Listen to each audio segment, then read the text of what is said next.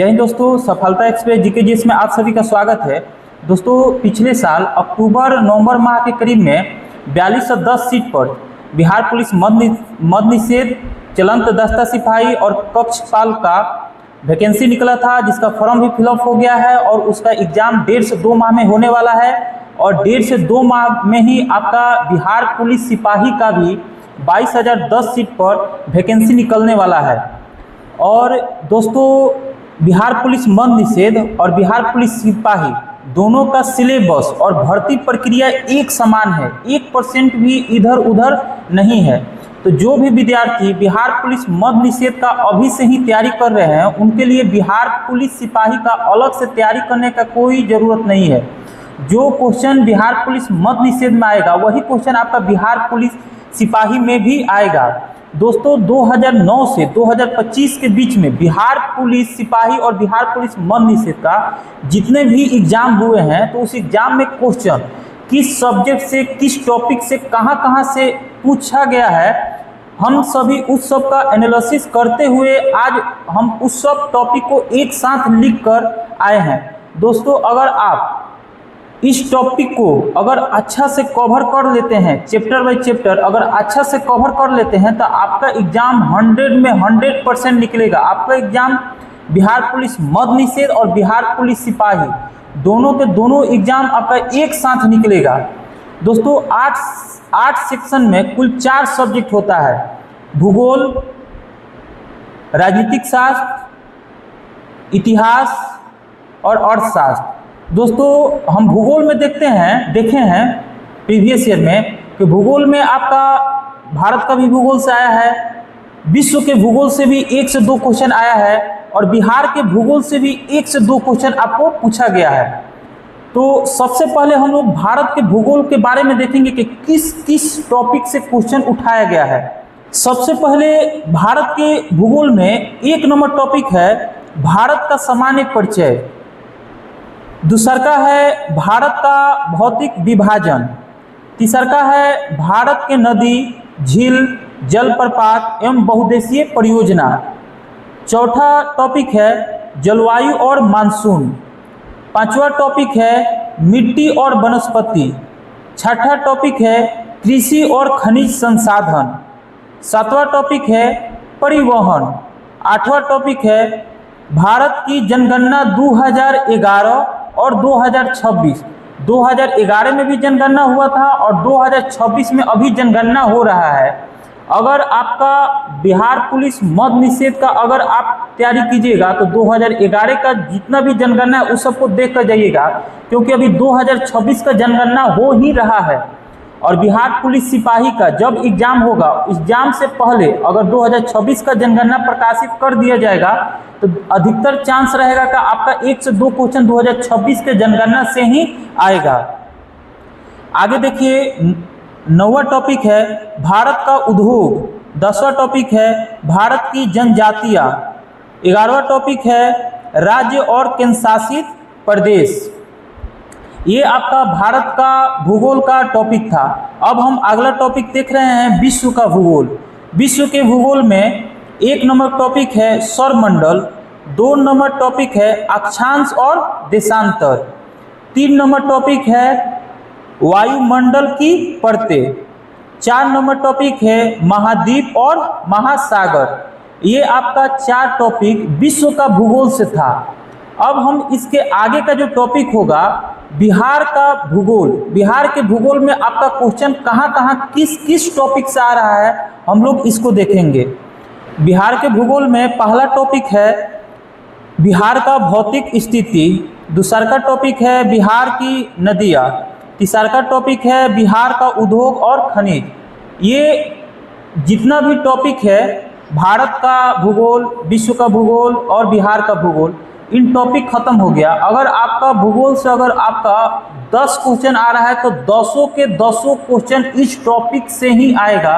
एक भी क्वेश्चन इस टॉपिक से बाहर नहीं आएगा, क्योंकि 2009 से 2025 तक जितना भी एग्जाम हुआ है बिहार पुलिस का और जितना भी क्वेश्चन पूछा है इन टॉपिक से ही पूछा है, इससे बाहर आपका नहीं पूछा है। दोस्तों, अब इससे आगे का जो सब्जेक्ट है वो है राजनीतिक शास्त्र, पॉलिटिकल साइंस। इसमें 8 से 10 क्वेश्चन आपका आएगा, चाहे वो बिहार पुलिस मद निषोध हो, बिहार पुलिस न्यू रिक्वायरमेंट सिपाही का हो, 22,010 पोस्ट पर।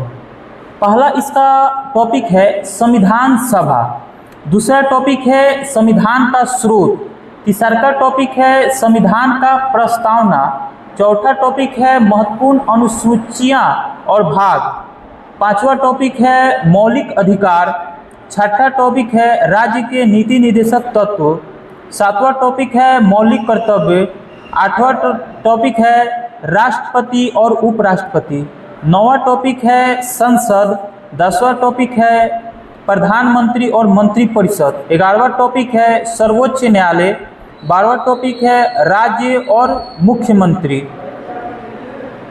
13वां टॉपिक है विधानमंडल, 14वां टॉपिक है पंचायत, 15वां टॉपिक है आपातकाल, 16वां टॉपिक है संविधान संशोधन, 17वां टॉपिक है चुनाव आयोग और वित्त आयोग। दोस्तों, अगर पॉलिटिकल साइंस राजनीतिक शास्त्र में 10 से 12 क्वेश्चन भी आपका आएगा तो इसी टॉपिक से आएगा। दोस्तों, इससे आगे का जो सब्जेक्ट है वो आगे आपका हिस्ट्री, इतिहास। इतिहास में आपका भारत का इतिहास से अधिकांश क्वेश्चन रहता है, 8 से 9 क्वेश्चन रहेगा, और उसके बाद विश्व के इतिहास से 1 से 2 क्वेश्चन आ जाएगा, क्योंकि आप जब 10th में जाइएगा तो आपके इतिहास चैप्टर खुलेगा तो उसमें विश्व का भी इतिहास है। विश्व के इतिहास में जैसे प्रथम विश्व युद्ध हो गया, द्वितीय विश्व युद्ध हो गया, फ्रांस की क्रांति हो गया, तो इसलिए आपका बिहार पुलिस जो है 10वीं लेवल पर आता है, तो इसी के चलते आपका क्वेश्चन में 1 से 2 क्वेश्चन आपका विश्व इतिहास से भी डाल देता है। आइए देखते हैं इतिहास में, भारत के इतिहास में 3 टॉपिक है, प्राचीन इतिहास, मध्यकालीन इतिहास, आधुनिक इतिहास। इन तीनों टॉपिक में सबसे ज़्यादा क्वेश्चन आधुनिक इतिहास से रहता है।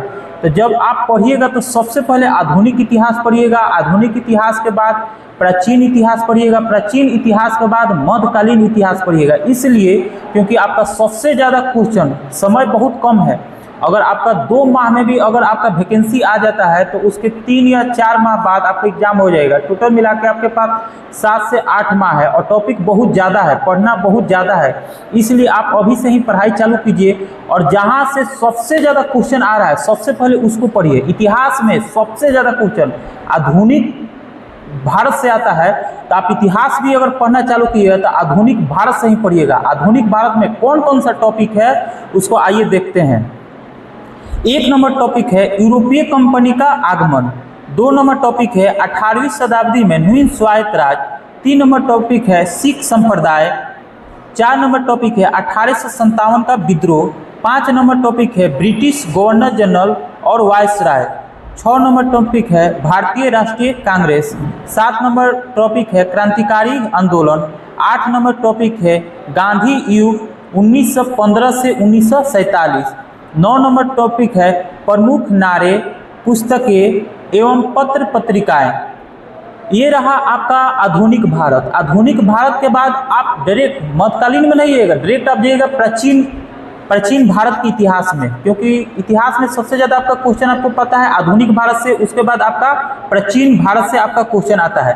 प्राचीन भारत के इतिहास में सबसे पहले का टॉपिक है आपका पाषाण काल, उसके बाद दूसरा का टॉपिक है सिंधु घाटी की सभ्यता, तीसरा का टॉपिक है वैदिक काल, चौथा टॉपिक है बौद्ध धर्म एवं जैन धर्म, 5वां टॉपिक है मगध साम्राज्य और मौर्य वंश, 6ठा टॉपिक है गुप्त साम्राज्य। ये रहा आपका प्राचीन भारत का इतिहास का टॉपिक। इसके बाद आपका आएगा मध्यकालीन भारत का इतिहास। मध्यकालीन भारत के इतिहास में से क्वेश्चन आपका मात्र 1 से 2 क्वेश्चन ही रहेगा, लेकिन मात्र 1 से 2 क्वेश्चन ही रहेगा। मध्यकालीन भारत के इतिहास में पहला टॉपिक है दिल्ली सल्तनत 1206 से 1526।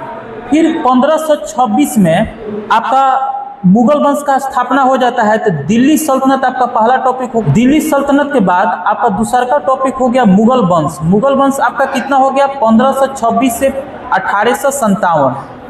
मुगल वंश के बाद आपका तीसरा का टॉपिक हो गया मराठा साम्राज्य।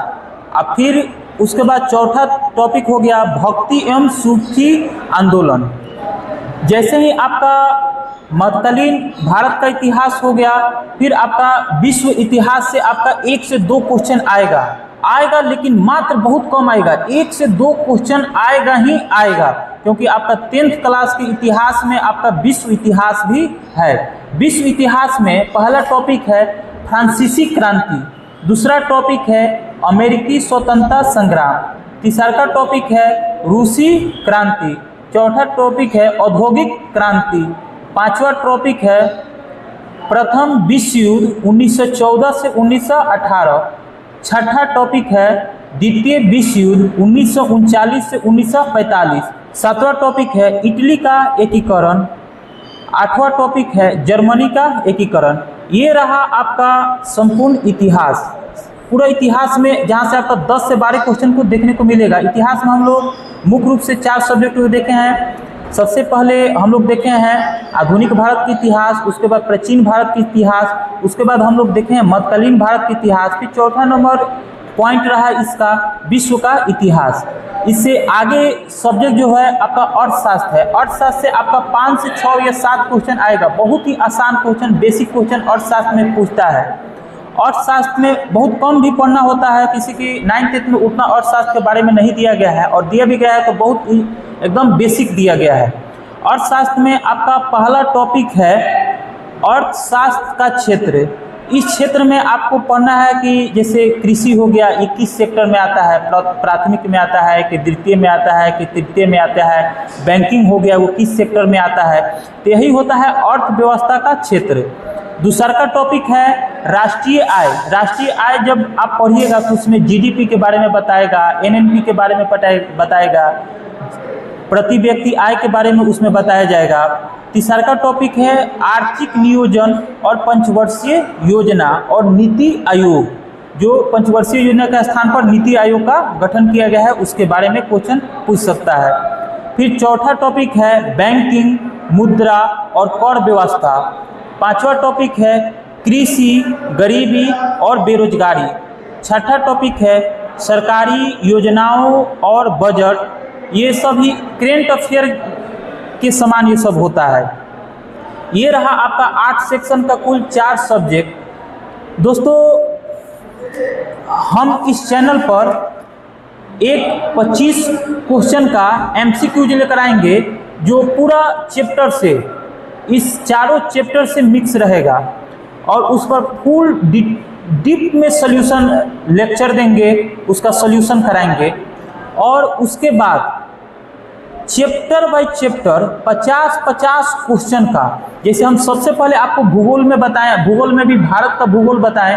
अब भारत के भूगोल में भी पहला चैप्टर, पहला पॉइंट का आपका नाम बताए हैं भारत का सामान्य परिचय। भारत का सामान्य परिचय से लगभग आपका जितना भी क्वेश्चन बनेगा, चाहे वो 200 बने, 250 बने, 300 बने, हम उसमें से 50-50 क्वेश्चन ही लेकर आएंगे। आज 50 हो गया, फिर उससे अगले 51 से लेकर 100, फिर तीसरा का जो क्लास रहेगा 1 से लेकर 150 तक रहेगा।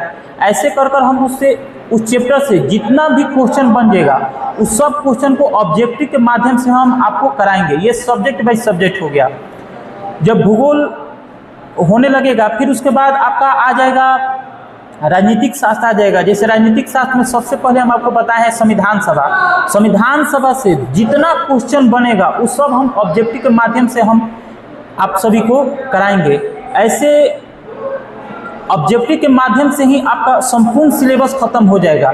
अभी आप लोग वर्तमान में क्या कीजिए, जो कोई भी बुक आपके पास है, सबसे 1 नंबर बुक रहता है लूसेंट। अगर आपके पास लूसेंट है तो अभी से पढ़ना चालू कर दीजिए।